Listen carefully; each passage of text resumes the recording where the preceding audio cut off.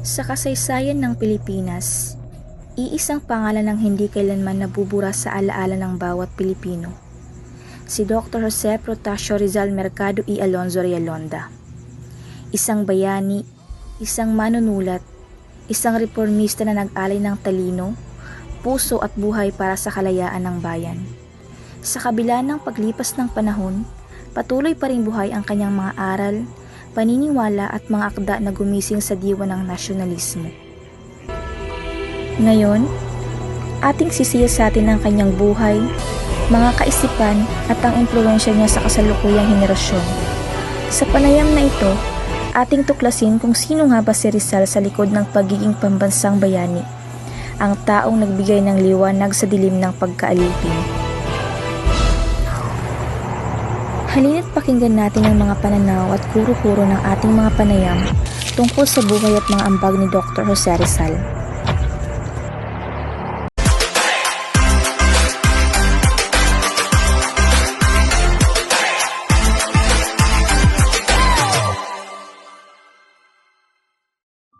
Magandang hapon, Ms. Salomon.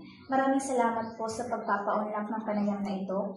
Meron lamang po akong mga katanungan tungkol sa ating pambansang bayani si Dr. Jose Rizal. Ang una po, ano po ang naging impluwensya ni Dr. Jose Rizal sa iyo bilang isang Pilipino? Para sa akin, ang naging impluwensya ni Dr. Jose Rizal sa akin bilang Pilipino ay ang maging matatag bilang Pilipino at tulad niya sa kasabihan niyang ang kabataan ay ang pag-asa ng bayan, dahil dyan ay nagiging matatag akong Pilipino. Pangalawang tanong, Ms. Salomon, ano po ba ang mga naging ambag ni Dr. Jose Rizal sa iyo o sa ating mga Pilipino? Para sa akin, ang naging ambag ni Jose Rizal sa akin o sa ating mga Pilipino ay ang kanyang mga sinulat na nagpapahiwatig ng kalayaan ng dating mga Pilipino. Pangatlong tanong, Ms. Salomon, kung bibigyan ka ng pagkakataong makausap si Dr. Jose Rizal ngayon, ano ang nais mong itanong sa kanya o ano ang iyong mensahe sa kanya?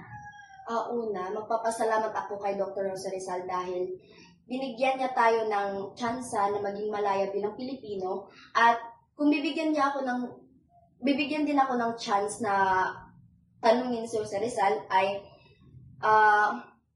nararapat ba kaming mga Pilipino na ibuwis niya ang kanyang buhay para sa amin, para sa ating mga Pilipino? Maraming salamat, Ms. Salomon. Magandang hapon, Ginoong Jeffrey Hapson. Pangalawang tanong, Mr. Hapson. Ano-ano po ba ang mga naging ambag ni Dr. Jose Rizal sa iyo o sa ating mga Pilipino? Naging ambag ni Dr. Jose Yes. Rizal? Bilang isang Pilipino, napakalaki ang naging ambag ni Dr. Jose Rizal sa akin, sapagkat kung hindi dahil kay Dr. Jose Rizal, hindi tayo mamumulat. Lalong-lalo na ako, hindi ako mamumulat. Kung paano natin sasabihin o paano natin i-express yung mga karapatan natin sa pamagitan lamang ng pagsabi na hindi gumagamit ng lahas. Tama. Pangatlong tanong po, Mr. Hapson. Kung makakausap mo po si Dr. Jose Rizal ngayon, ano po ba ang mga nais mong sabihin sa kanya o itanong sa kanya? Yun, magandang katanungan po yun, Janelle. Kung bibigyan ako ng pagkakataon na makausap, it is an honor na makausap ko si Dr. Jose Rizal kasi unang-una gusto kong sabihin sa kanya na maraming salamat sapagkat kung hindi dahil sa kanya, yung mga Pilipino ay sa tingin ko hindi ganito yung magiging sitwasyon natin or hindi ganito yung kalagayan pa rin natin sapagkat si Jose Rizal ang nagpamulat sa atin na hindi habang buhay o hindi bilang isang Pilipino dapat hindi tayo naalipin sa sarili nating bansa. Pangalawa is gusto kong humingi ng tawad sapagkat yung sakripisyo na kanyang binigay bilang isang Pilipino, lalo na sa panahon ngayon, parang nababaliwala na siya. Pero gusto ko rin sabihin sa kanya na hindi sayang yung sakripisyo na ginawa niya sapagkat meron pa kaming nakikitang pag-asa sapagkat yung mga kabataan ngayon ay kaya pa namin panindigan na ang kabataan ay pag-asa ng bayan. Yun lamang po.